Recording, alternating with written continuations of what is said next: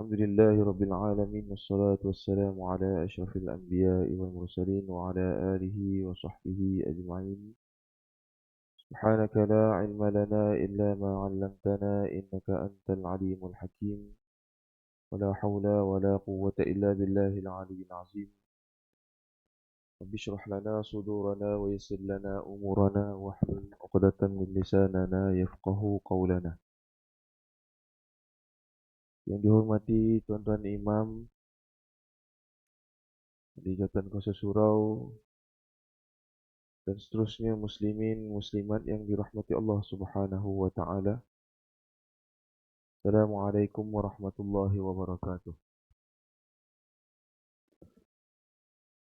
Pertamanya marilah kita sama-sama mengatur rasa syukur pada Allah Subhanahu wa taala.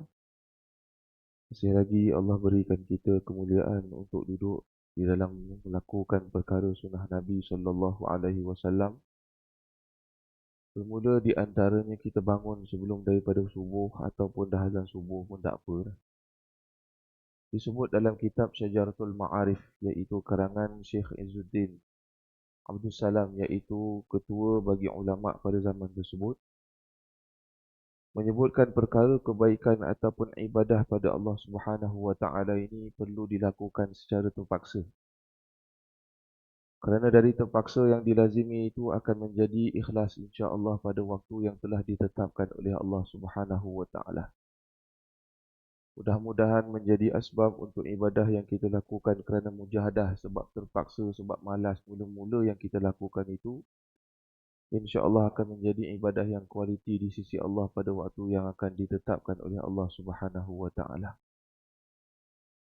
Kerana apa zaman sekarang tak ada ibadah yang kita buat sampai kita rasa mula-mula pertama kali buat dalam keadaan kita rasa seronok. Tak ada ibadah yang kita buat dalam waktu yang sama kali pertama dan seronok, tak ada. Sama macam kita puasa waktu dulu-dulu dilatih oleh orang tua kita, kalau tak puasa tak dapat RM1, macam tu lah. Tapi kenapa sampai sekarang orang semua masih lagi puasa? Dengan sebab waktu daripada kecil ataupun dah memang jadi ikhlas sendiri. Dia jadi ikhlas sendiri. Jadi disebab itulah antara yang disebutkan oleh para alim ulama', antara yang disebutkan dalam kitab Syajaratul Ma'arif itu menjadi salah satu rentetan kepada amalan, walaupun permulaannya kita melaksanakan dalam keadaan tidak ikhlas. Tetapi akhirnya Allah kekalkan ibadah tersebut dan diserapkan dengan ikhlas itu secara tidak langsung. Mudah-mudahan itulah menjadi asbab untuk kita dapat bertemu Allah Subhanahu wa taala dalam keadaan orang yang syukur dan sentiasa ikhlas pada Allah Subhanahu wa taala insya-Allah. Seterusnya selawat ke atas junjungan besar baginda Nabi sallallahu alaihi wasallam.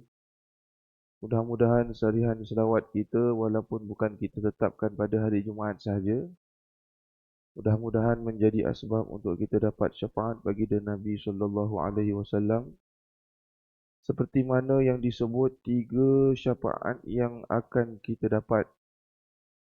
Antara salah satu daripada 3 syafaat ini, yang pertamanya iaitu syafaat Al-Quran. Yang kedua, syafaat yang disebut orang yang mati syahid fi sabilillah. Dalam masa yang sama, dalam orang yang mati syahid ini ada didahului dengan syafaat baginda Nabi sallallahu alaihi wasallam. Dan yang terakhir adalah syafaat orang-orang yang soleh. Mudah-mudahan semua 3-3 itu paling kurang 1 kita dapat syafaat, insya-Allah, mudah-mudahan. InsyaAllah pada pagi yang mulia ini kita akan sama-sama berkongsikan sambungan hadis Nabi sallallahu alaihi wasallam dalam kitab 40 hadis akhir zaman, pada hadis yang ke-22, iaitu bertajuk orang yang berpegang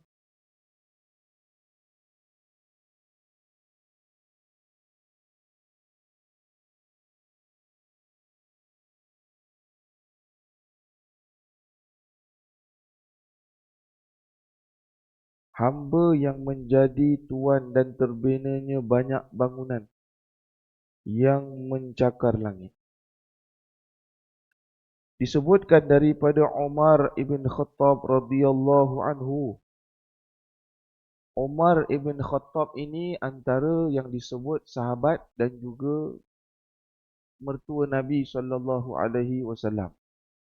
Kita biasa tahu sahabat adalah sahabat, tapi antara 4 orang sahabat, Sayyidina Abu Bakar, Umar, Uthman, Ali. Ada 2 sahabat merangkap mertua Nabi SAW. Yang pertama Abu Bakar, iaitu anaknya Sayyidatina Aisyah berkahwin dengan Nabi SAW. Yang kedua adalah Sayyidina Umar, mertua merangkap sahabat Nabi SAW pada awalnya, iaitu ketika mana anaknya yang bernama Sayyidatina Hafsah radhiyallahu anha berkahwin dengan Nabi SAW. Maknanya dalam 4 ni ada 2 sahabat yang merangkap mertua. Nak kena kenal juga tu. Jadi Umar bin Khattab radhiyallahu anhu dalam sebuah hadis disebut dalam kitab Al-Adhkar, disebut dalam kitab Al-Arba'in An-Nawawi. 40 hadis yang disyarah oleh Imam An-Nawawi. Dalam hadis tu ada 43. Tapi nama tajuk kitabnya hadis 40. Hadis 40 Imam An-Nawawi. Contohlah. Biasa kan hadis 40 Imam Nawawi ni biasa kita dengar. Tapi yang kita tak tahu dalam tu rupanya ada 43 banyak hadis. Nama kitab hadis 40, tapi bukan semestinya hadis dalam tu ada 40. Umpama macam tu lah. Cerita nama tajuk buku pokok. Kadang-kadang dia bukan cerita pasal pokok je, dia cerita pasal daun, cerita pasal pasir, contoh lah. Itu nama kitab lah. Jadi hadis tu panjang, dipotongkan separuh.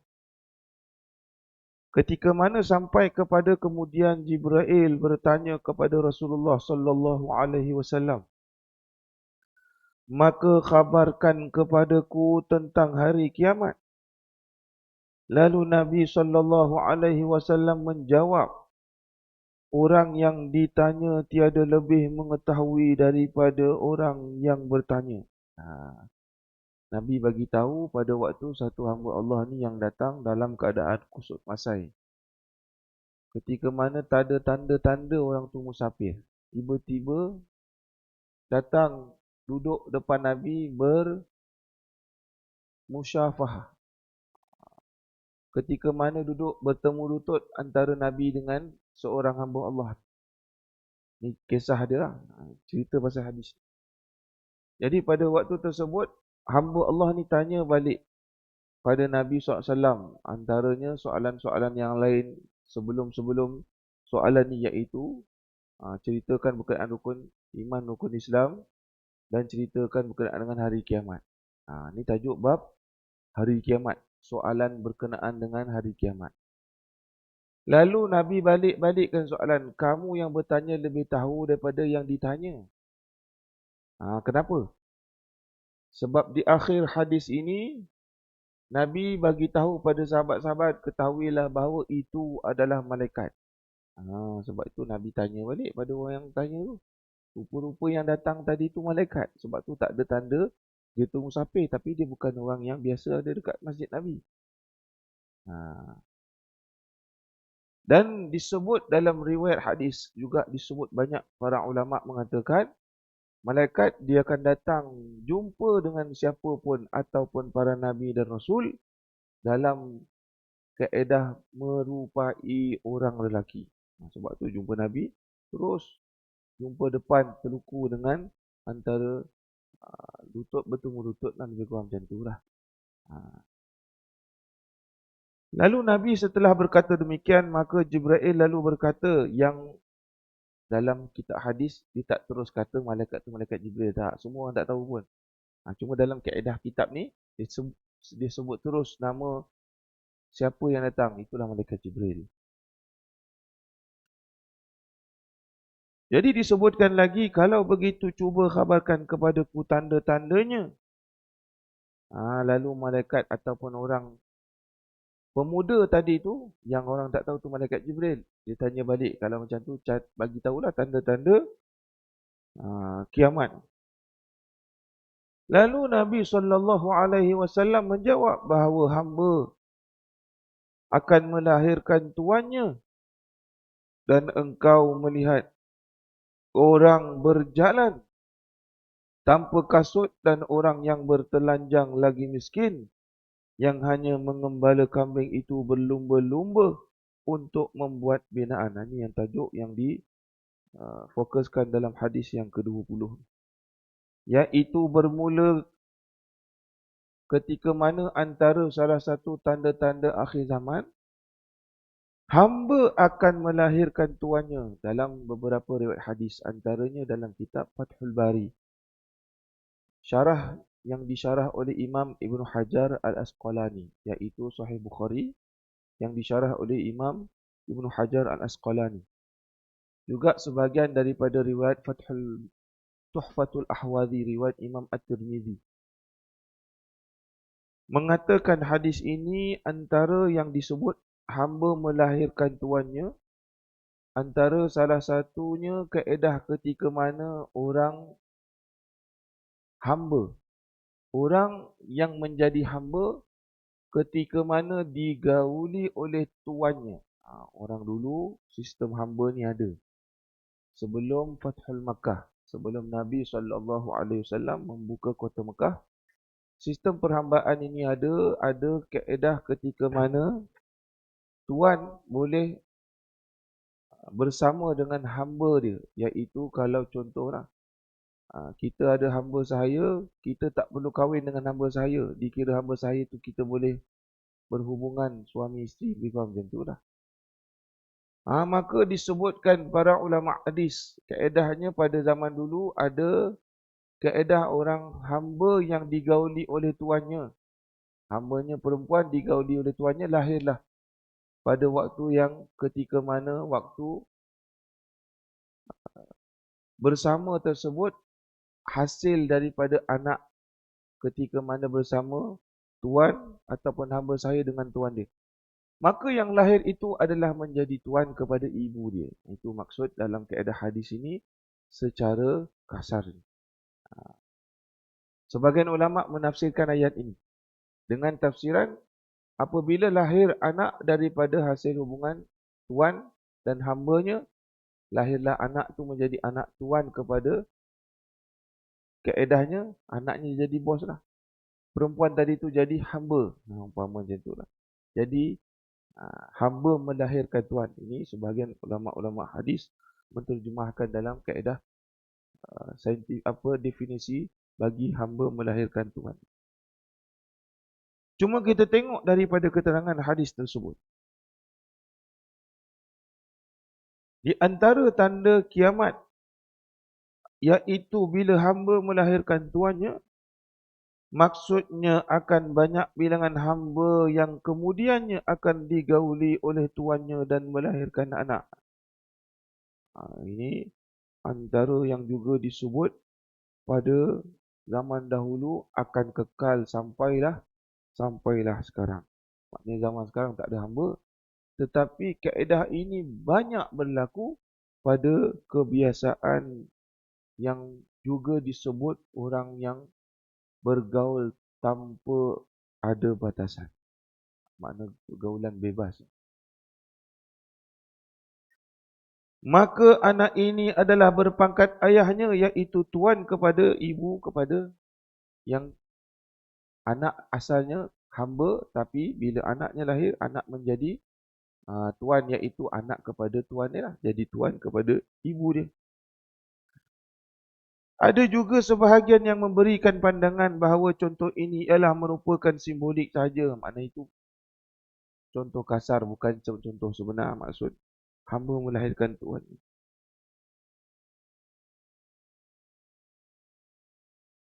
Jadi pemikiran manusia sudah terbalik. Iaitu kepada suasana yang di mana hamba menguasai Tuhan, bukan sebaliknya. Iaitu di mana yang baik dikatakan jahat dan yang sebenar-benarnya jahat dikatakan baik. Sebahagian ulama hadis dan juga ulama-ulama yang menerangkan berkenaan dengan hadis ini adalah kebiasaannya orang yang dulu asalnya daripada orang yang susah ataupun orang yang miskin. Ini yang diterjemahkan oleh ulama-ulama hadis.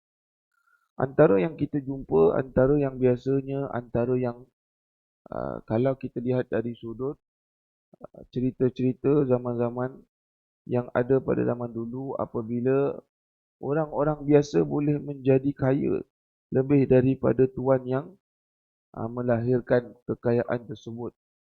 Kadang-kadang orang yang kaya dia ngajar pada orang yang miskin jadi kaya, akhirnya orang yang miskin jadi kaya lebih daripada orang yang kaya yang mengajarkan kepada dia itu. Ini sebahagian ulama hadis mengatakan demikian.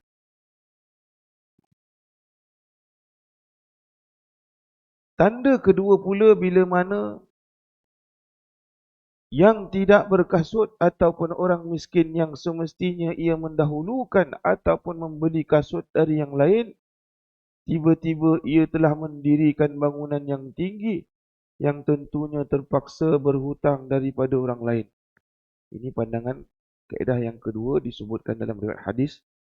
Ketika mana antara pecahan daripada hadis hamba yang melahirkan Tuhan, ketika sebahagian riwayat ulama hadis memberikan pencerahan yang pertamanya bukan secara anak yang dilahirkan oleh ibu yang pada asalnya yang dilahirkan oleh hamba, tetapi adalah yang disebutkan dengan kebanyakan orang-orang yang tidak ada pengaruh, dia dapat pengaruh daripada waktu yang tidak disangka-sangka. Ataupun dapat kuasa daripada waktu yang tidak disangka-sangka. Ataupun yang disebutkan sebagian ulama mengatakan ibu yang melahirkan tuan. Juga kaedah yang sama, apabila anak yang banyaknya tidak melaksanakan tanggungjawab kepada ibunya, iaitu berapa ramai anak sekarang yang tidak menghormati kedua ibu bapanya, itu juga diterjemah oleh ulama hadis. Dan disebutkan lagi ketika engkau melihat orang berjalan tanpa kasut, ulama hadis mengatakan ketika mana orang-orang miskin yang banyaknya telah jadi kaya pada waktu yang ke depan. Asalnya keturunan orang miskin tapi dia jadi kaya. Ulama hadis juga menerangkan jadi kaya ada dua. Yang pertama dari kayanya itu hasil dari kebaikan yang dibuat. Contohnya dia berniaga yang betul lah. Ada ulama hadis menafsirkan dengan syarahnya, ada yang jadi kaya orang yang miskin itu daripada hasil yang tidak baik. Zaman sekarang asal ada duit, dia boleh buat semua. Tak kira daripada hasil hutang judi ataupun daripada hasil yang tak baik, jual secara riba, ataupun yang seumpamanya kita jual beli, tapi keuntungannya kita nampak pada orang yang kaya, kita tak tahu apa jual beli yang diusahakan. Banyak. Ini yang bahaya. Ulama-ulama terjemahkan banyak orang di akhir zaman nanti yang asalnya miskin akan jadi kaya. Tapi ada dua. Yang pertama yang daripada hasil yang baik, okeylah. Tapi yang kedua ni yang diragui daripada hasil, contohnya dia dapat hasil daripada wang curi, dapat hasil daripada wang riba, contoh. Sebab tu tak heran sekarang ni orang Melayu kita ada yang dah ada bisnes pinjaman wang berlesen. Tahu kan? Pinjaman wang berlesen ni halung. Kalau zaman dulu biasanya orang bukan Islam, tapi sekarang semuanya boleh jadi sama. Orang Islam pun boleh meniaga wang berlesen. Maknanya kerja yang sama macam orang bukan Islam. Dia dapat keuntungan daripada dia punya perniagaan apa dia? Pinjaman wang berlesen. Bagi pinjam 10K, dapat balik 70,000, 70K. Itu tanda-tanda juga tu. Ataupun dia kaya dari hasil broker yang tipu, dia jual tanah lidi, contoh. Dia jual tanah tapi dia ambil duit Dia tak bagi tanah pada orang, dia nipu. Orang tengok dia kaya, rupanya dia pindah-pindah tempat lain supaya orang tak nampak dia ni jual tanah penipu. Tapi orang pandang dia kaya. Contoh. Orang yang nombor 2 ni ulama kata bahaya. Kenapa? Sebab dia tak rela jadi miskin macam dulu. Dia nak jadi kaya tetapi kayanya daripada hasil yang tidak baik. Na'udzubillah min dzalik. Diumpamakan ketika mana dalam riwayat hadis berjalan tanpa kasut, iaitu miskin sangat masa dulu. Tapi bila dah besar kaya tiba-tiba. Dan ketika mana mendirikan bangunan yang tinggi yang tentunya terpaksa berhutang daripada orang lain. Kadang-kadang orang yang miskin ni tiba-tiba kita tak boleh nampak dia jadi kaya. Boleh banyak perniagaan yang besar-besar sebab dia beli bangunan besar-besar tu orang nampak lah. Asalnya orang miskin, asalnya tak ada apa, tapi dengan izin Allah dia jadi kaya, boleh beli macam-macam tempat ataupun bangunan ataupun seumpama perniagaan yang besar-besar. Yang sebenar-benarnya dia beli dan dia buat berniaga tu daripada hasil hutang juga tu. Zaman sekarang mana ada orang bisnes tak ada hutang? Logik tak? Macam kita fikir bisnes ni tak ada hutang langsung ke? Tak, ada hutang. Tapi ada orang bisnes yang tak ada hutang? Ada. Nak tunjukkan zaman akhir nanti ada orang bisnes yang majoriti bisnesnya banyak hutang. Itu nak tunjukkan. Berlaku tak? Memanglah berlaku. Orang zaman sekarang ada orang bisnes tak ada buat loan. Ada. Hampir majoriti buat loan lah. Sampaikan bajet pembentangan itu ada sebut lah. Orang buat bisnes, siapa nak buat loan boleh pinjam dengan kerajaan. Contoh lah. Tapi itu ada, maknanya ada. Maknanya ramai tak orang kaya yang buat loan? Memang confirm ramai lah. Sebab tu, masa PKP itu berapa ramai kita tengok orang yang pangkat besar. Loannya banyak daripada harta sebab dah tak ada gaji. Tu. Memang logik Bangunan besar-besar tapi rupanya loannya pun besar. Pinjamannya pun besar. Bila dah tak ada hasil, masa PKP dah tak boleh nak niaga. Contoh lah. Jadi disebutkan kiasan para ulama hadis mengatakan ada orang kaya daripada miskin tapi berniaganya hebat. Rupanya dia berhutang dengan orang lain. Sekarang ni dibuat kajian bancian antara dipanggil Suruhanjaya Security di bawah lantikan Bank Negara. Dia buat kajian orang yang paling banyak miskin adalah orang yang buat pinjaman peribadi. Bahasa orang Jawanya personal loan. Credit card tak ada. Tapi pinjaman personal loan banyak orang jadi miskin.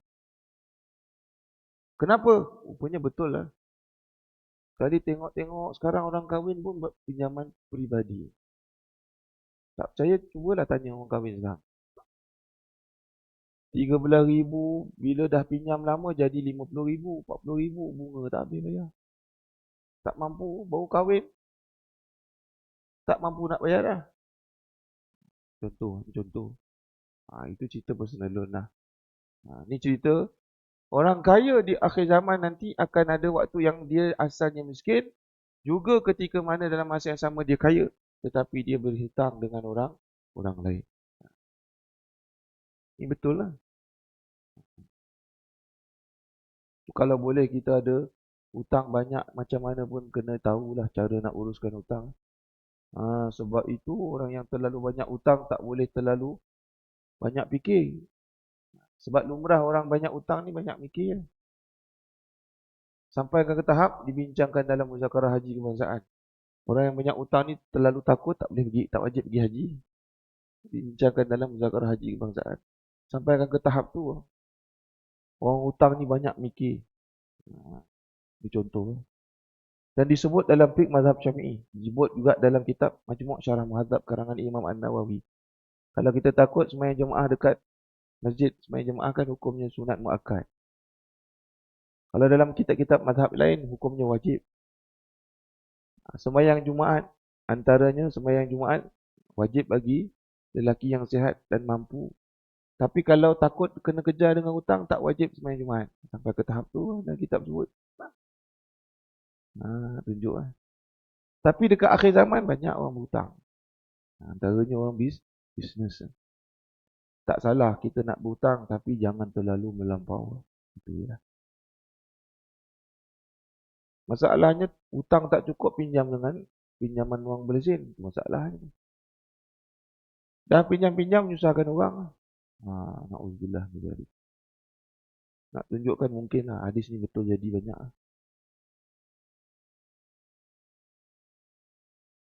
Ada pula yang menafsirkan bahawa yang dimaksudkan iaitu pada maksud ayat orang miskin ketika mana menjadi kaya dan boleh membina bangunan itu ialah ketika mana orang yang miskin akan menjadi kaya dengan mengejut. Ini juga antara salah satu tafsiran para ulama hadis. Orang miskin tiba-tiba kaya mengejut. Pun ada juga. Kaya kenapa? Jual tanah pusaka tiba-tiba jadi kaya. Contohlah. Cerita pasal Piramli. Piramli dah buat cerita dulu dah. Dia buat 3 Abdul lah. Abdul Wahab, Wahib, Wahub. Macam tu lah. Kan Piramli antara yang paling miskin. Akhir sekali, bapak dia meninggal. Rupanya bapak dia ada dah tulis siap-siap pemberian hibah.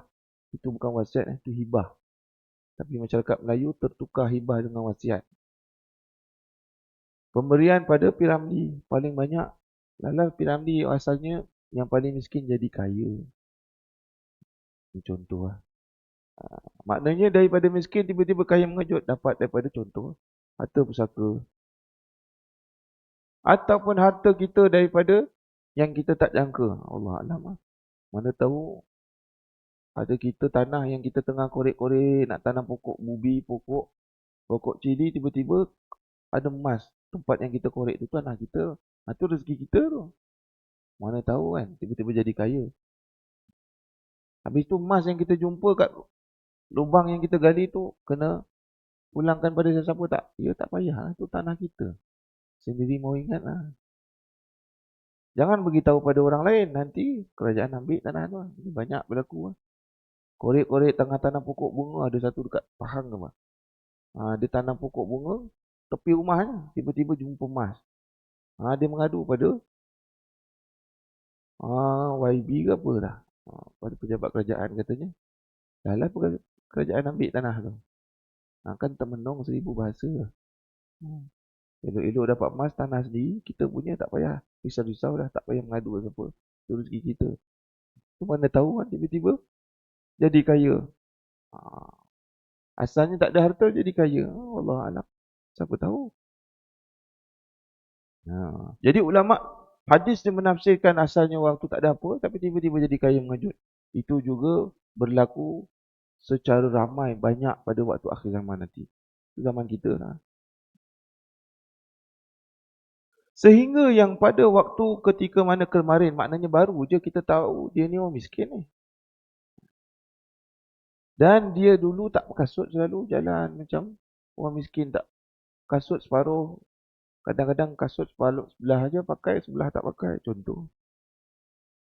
Tiba-tiba pada hari ini sudah dapat membuat bangunan yang indah-indah dan sangat mewah. Ini juga kata ulama orang miskin tiba-tiba yang dulu kita kenal, jadi kaya yang kita tak sangka-sangka daripada apa yang dia buat yang kita tak tahu. Hadis yang seterusnya, hadis yang ke-21 daripada Anas radhiyallahu anhu berkata, bersabda Nabi SAW, selagi akan ada di akhir zaman iaitu ahli ibadat yang jahil dan ulama yang fasik. Hadis ini pun dipotong daripada hadis yang panjang. Ini hadis ni dia sentuh banyak. Memang banyak lah. Pada waktu sekarang ni. Berkenaan dengan siapa? Iaitu ahli ibadah yang jahil dan ulama yang fasik. Orang yang banyaknya pandai ibadah tapi tak tahu hukum. Ada satu kelompok lagi yang orang pandai tetapi fasik. Banyak buat benda yang tak betul daripada apa yang dia belajar. Ulama tapi jahat. Keterangan bahawa Nabi SAW menerangkan di akhir zaman nanti akan ada dua golongan ini, iaitu orang yang ahli ibadat tapi tak tahu hukum fiqh sembahyang, tapi tak tahu batal, tak tahu macam mana sunat dia. Ramai zaman sekarang orang sembahyang tak tahu rukun dengan sunat. Ramai. Orang ingat doa iftitah tu rukun. Ramai. Aku mengajar banyak orang. Jumpa orang macam-macam. Ramai datang jumpa, oh saya ingatkan doa iftitah tu rukun. Rupanya wajib. Ramai. Tapi bukan orang Meru lah. Ramai orang ingat tahiyat akhir itu semua tu tahiyat yang rukun. Rupanya fil alamin tu tak rukun tu. Sunat je. Kama sallaita ala Ibrahim contoh. Tapi ramai ahli ibadah disyok sendiri tak nak belajar. Sebab itu disebut dalam beberapa riwayat. Antaranya kitab Minhajul Abidin, Sahih Salikin dan beberapa kitab-kitab tasawuf lain. Seorang yang alim dia boleh mengalahkan 100 ataupun 1000 ahli ibadah. Kenapa? Kerana kualiti ibadah orang yang tak ada ilmu lebih baik dari satu ahli ibadah yang alim. Umpama macam tu. Sebab tu kita datang surau, datang masjid ni kita nak jadi kun aliman dalam kitab Ta'lim Muta'alim. Kita nak jadi aliman. Nak jadi orang alim. Datang surau, datang masjid, kita kena niat aku nak belajar. Sebab disebut dalam hadis, ada dua cara untuk kita nak dekat dengan Tuhan. Yang pertama jadi orang alim. Kun aliman, jadi orang alim. Bukan nak mengajar tak, tapi kita nak alim supaya tak tahu. Yang asalnya pada hukum-hukum yang dulu kita tak tahu, tapi jadi tahu. Untuk kurangkan was-was mayang kita, untuk kurangkan was-was ibadah yang lain kita, daripada tak tahu jadi tahu, oh ni rupanya aku buat dulu tak sah. Au muta'alliman, ataupun jadilah orang yang belajar sampai bila-bila. Sehingga kan disebut dalam kitab Qawaidul Ahkam dan disebut dalam kitab Nuruz Zalam. Ketika mana disebutkan orang yang belajar, antara orang yang belajar ni tanda dia matinya Allah masukkan dalam syurga ataupun jalan masuk dalam syurganya dipermudahkan. Jadi dua-dua tadi tu, itu yang dituntut. Jadi disebutkan lagi, oleh kerana itu menggunakan beberapa cara berlainan kepada orang-orang yang berlainan pula ketika mana ada orang jahil yang rajin beribadah dan ada pula orang alim yang fasik. Sebenarnya syaitan telah berusaha sedapat mungkin untuk menyesatkan manusia dengan dua orang yang kita sebutkan tadi. Maknanya zaman sekarang seperti mana pernah disebut oleh Nabi SAW, nanti zaman yang tak ada sekarang ni, iaitu akan berlaku zaman nanti di hujung-hujung nak kiamat nanti, adalah zaman sekarang ini banyak orang yang alim yang tahu hukum hakam tapi tak pandai berceramah, tak ke depan. Umpamanya Nabi beritahu zaman tu.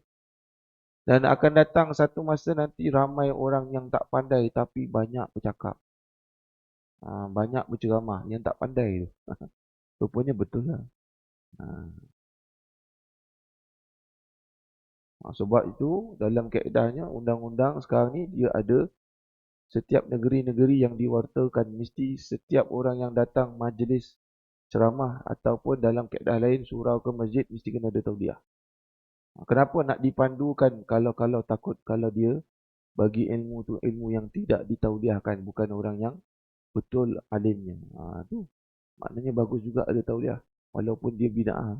Zaman Nabi tak ada tauliah. Tapi kenapa sekarang ada tauliah? Untuk elakkan daripada ajaran sesat. Alhamdulillah.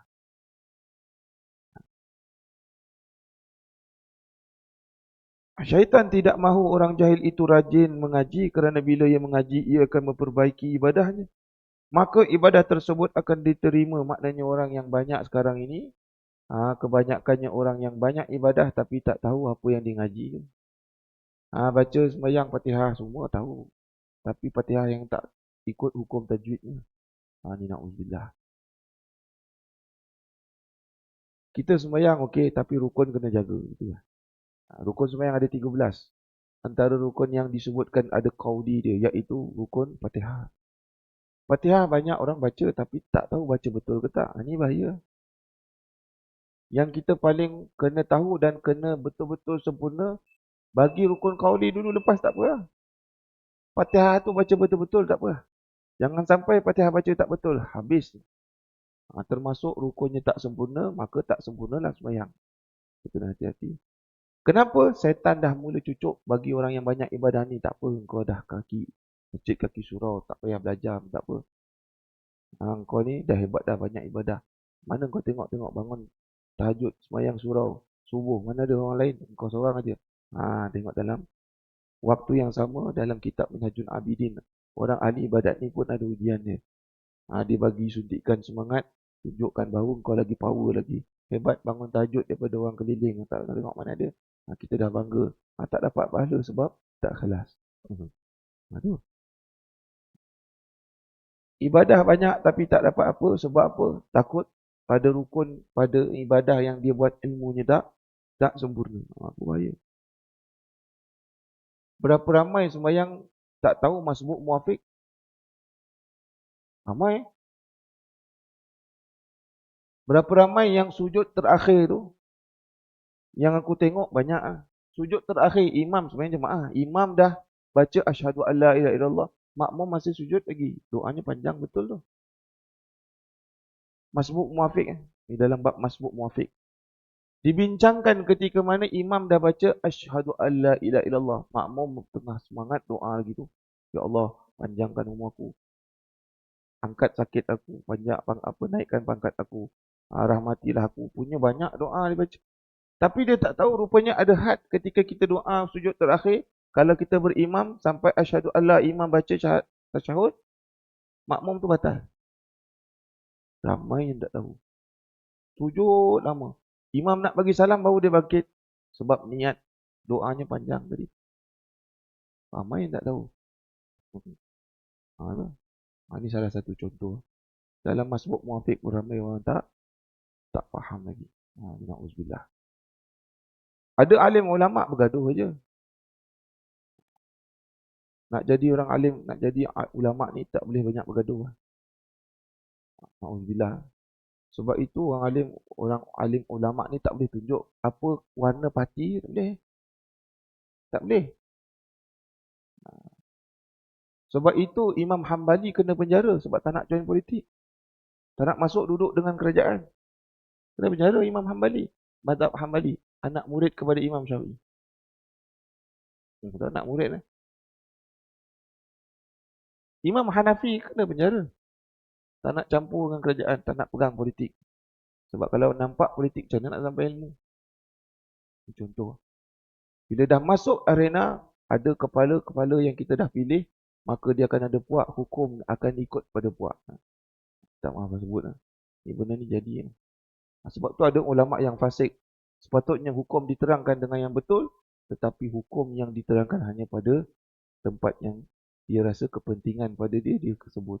Tak ada, tak apa. Hanya ulama' yang fasik disebutkan dalam riwayat hadis ini.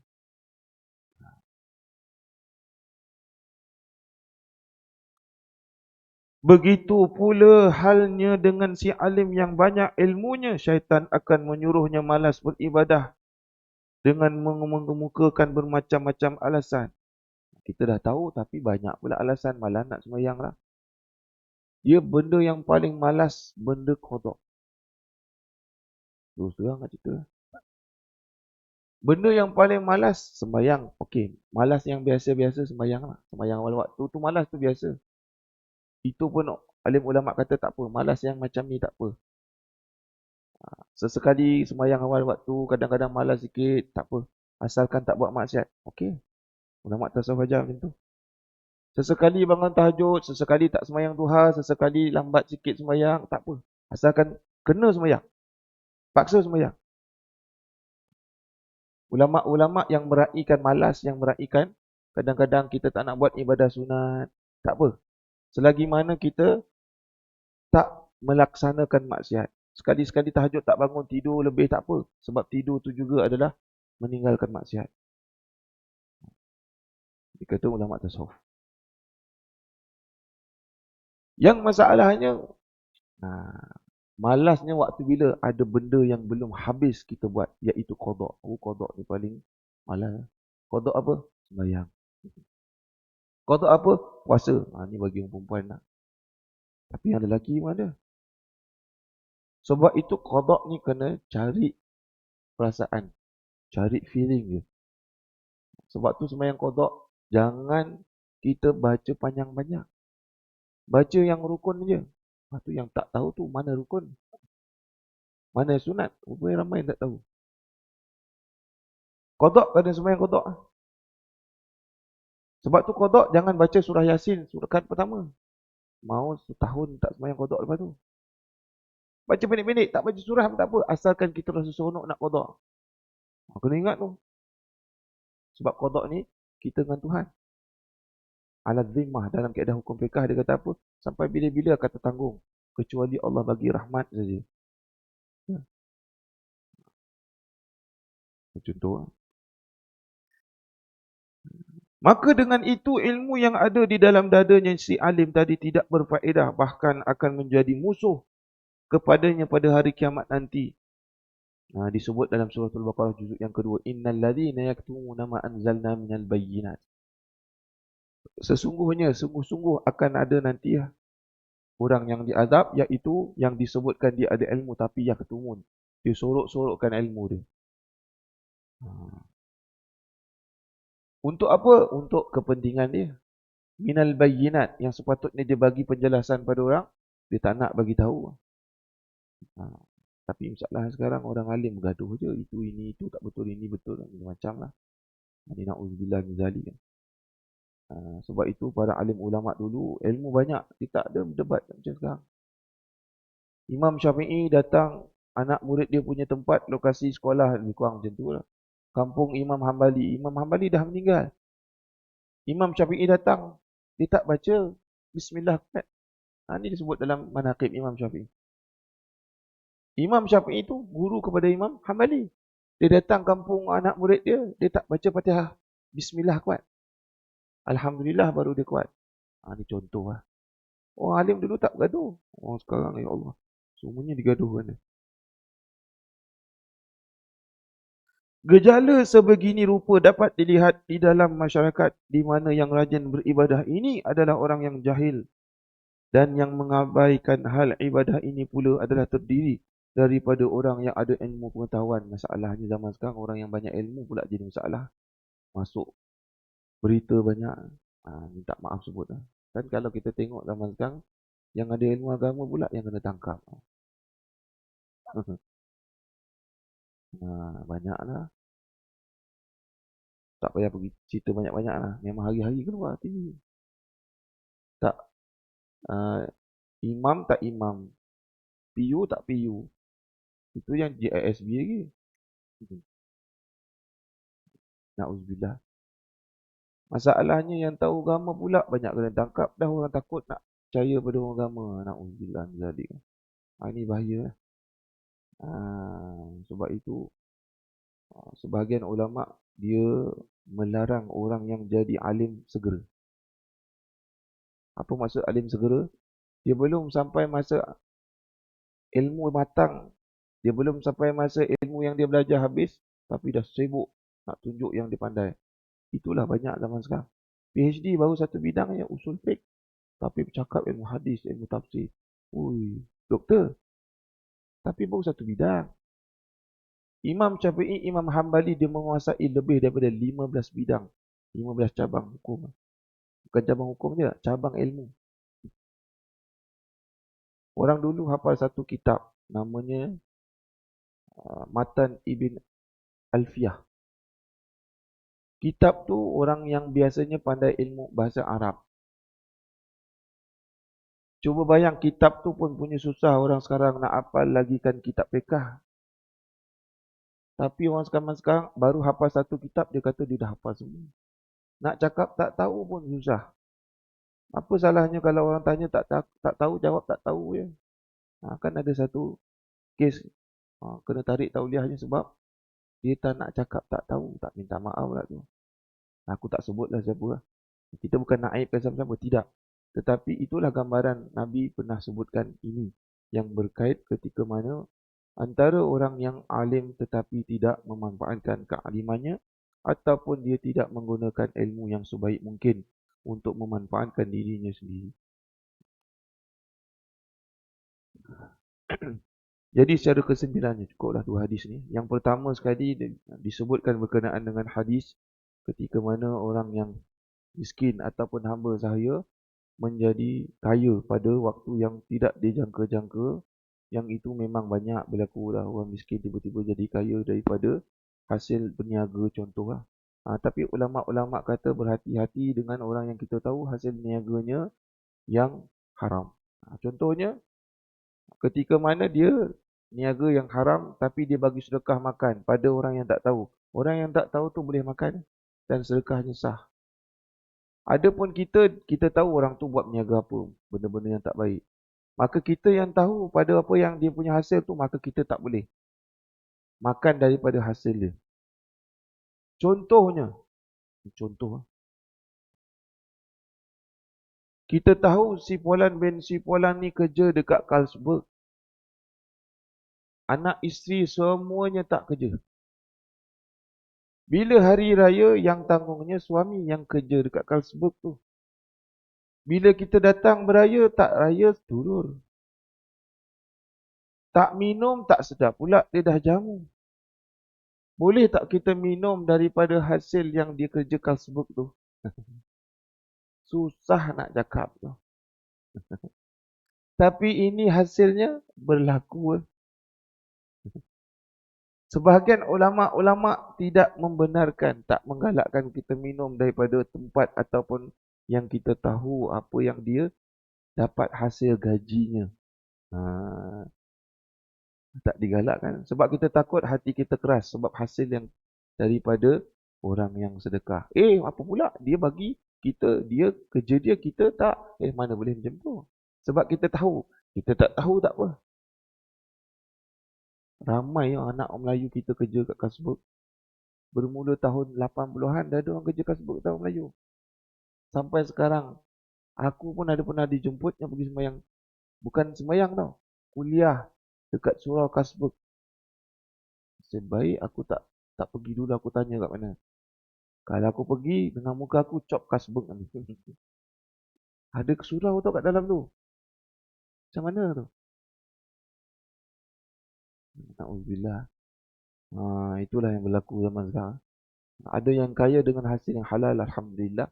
Tapi itulah sebenarnya petunjuk yang bahawa kita ni dah hujung akhir zaman. Ada orang yang kaya tiba-tiba.